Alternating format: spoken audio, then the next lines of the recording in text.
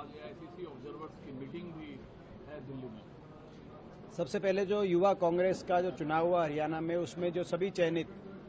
पदाधिकारी, जिलाध्यक्ष, प्रदेश कार्यकारिणी के सदस्य जो आज मिलने आए, जिन्होंने प्रदेश अध्यक्ष जी से आशीर्वाद भी लिया, उनसे मार्गदर्शन प्राप्त किया,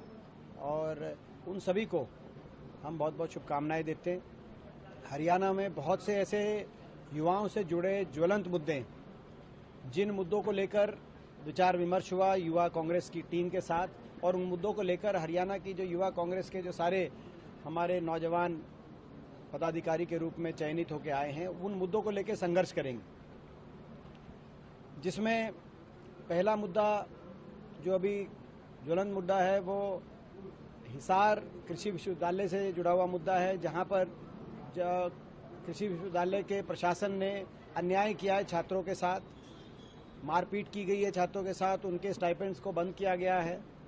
और एक अन्यायपूर्ण रवैया अपनाया गया है। तो सभी छात्रों की मांग है कि उस पर कार्रवाई हो, वाइस चांसलर को तुरंत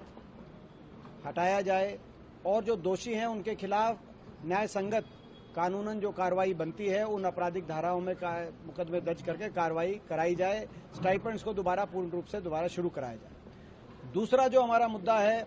वो HPSC से जुड़ा हुआ मुद्दा है। HPSC में लगातार HPSC भर्ती घोटालों का केंद्र बन गया है, भर्ती माफिया पनप गया है हरियाणा के अंदर,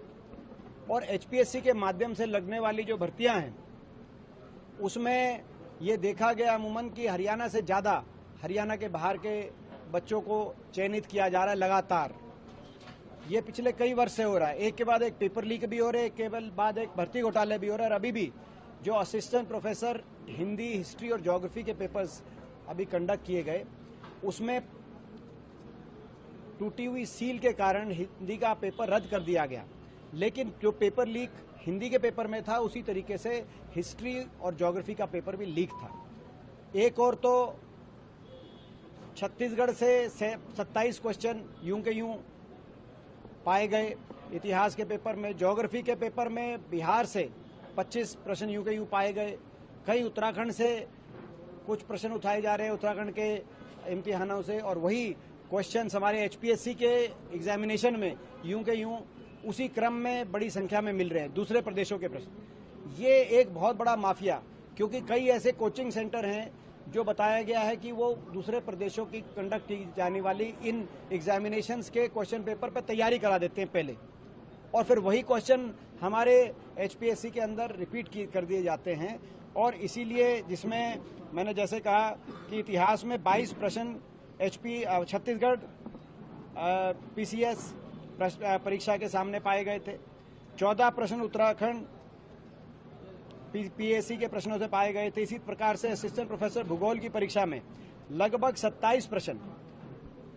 सीधे बिहार की परीक्षा से उठाए गए थे। तो ये जो पैटर्न देखने को मिल रहा है ये चिंताजनक पैटर्न है। हमारी मांग है पहले तो ये जो जैसे हिंदी का रद्द हुआ है उसी तरीके से इतिहास, हिस्ट्री का और ज्योग्राफी का दोनों भी रद्द होने चाहिए असिस्टेंट प्रोफेसर। साथ में आज ये बात मैंने युवा कांग्रेस के सभी साथियों से चर्चा विचार विमर्श करके एक प्रस्ताव रखा जिसको सबने मांगते हुए और आगे आने वाले दिनों में हम संघर्ष करेंगे। और मेरी मांग है कि हरियाणा प्रदेश पब्लिक सर्विस कमीशन का चेयरमैन हरियाणा का हो। ये बाहर के हैं चेयरमैन और बाहर के बच्चे लग रहे हैं। हरियाणा के बच्चों के अधिकारों को का हनन करने का काम किया जा रहा है। 75% बच्चे बाहर के लग रहे हैं क्लास 1 और क्लास 2 में HPSC के माध्यम से। तो हरियाणा प्रदेश जो है अगर HPSC का चेयरमैन है वो हरियाणा का ही होना चाहिए। ये हमारी आज मांग है आप लोग के माध्यम से, और इस मांग को लेकर हम संघर्ष करेंगे जब तक हरियाणावासी HPSC का चेयरमैन नहीं बनाया जाएगा, तब तक हमारा संघर्ष जारी रहेगा। और इसके साथ एक और जो बड़ा विषय निकल के सामने आया वो CET जो अभी कंडक्ट की जा रही है उसमें समय पर्याप्त नहीं दिया गया, और जिस रूप से कास्ट के सर्टिफिकेट बनवाने की प्रक्रिया थी वो जटिल रूप से प्रक्रिया करी गई, जिसकी वजह से हजारों बच्चों ने अपने OBC के सर्टिफिकेट, SC के सर्टिफिकेट बनाने में उस समय सीमा के रूप में वो नहीं बन पाए सर्टिफिकेट्स, इसीलिए दोबारा से सीईटी की जो है डेडलाइन उसको खोला जाए और चेंजेस जहां अपने कास्ट रिलेटेड सर्टिफिकेट्स सबमिट कराने की दोबारा से प्रक्रिया को एक सरकार कोई ना कोई समाधान इस बात का निकाले। साथ में इस सरकार ने युवाओं के साथ एक और बहुत बड़ा छल किया है। 8600 पोस्ट, जिसमें पुलिस के, हरियाणा पुलिस के भी लगभग 5000 के करीब पद शामिल है, जो आचार संहिता से कुछ देर पहले इनको निकाला गया था बच्चों को भ्रमित करने के लिए, वोट लेने की राजनीति के लिए, और इन 8600 पोस्टों को अब सरकार ने वापस ले लिया है